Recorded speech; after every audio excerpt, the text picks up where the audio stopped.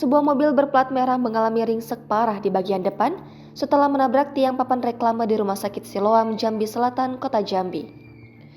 Dari keterangan saksi, diketahui satu-satunya wanita di dalam mobil tersebut ditemukan tanpa busana.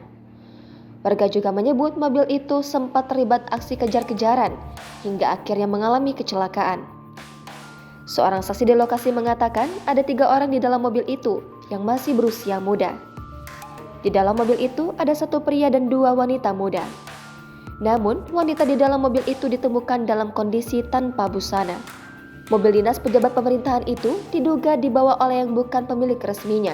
Mobil yang mengalami kecelakaan tunggal ini adalah jenis sedan merek Toyota Camry dengan nomor polisi BH1842Z.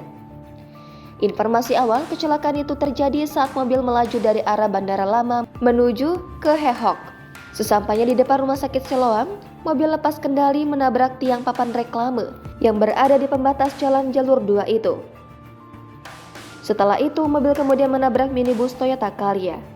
Akibatnya, 1 orang sopir dan 2 penumpang langsung dilarikan ke rumah sakit.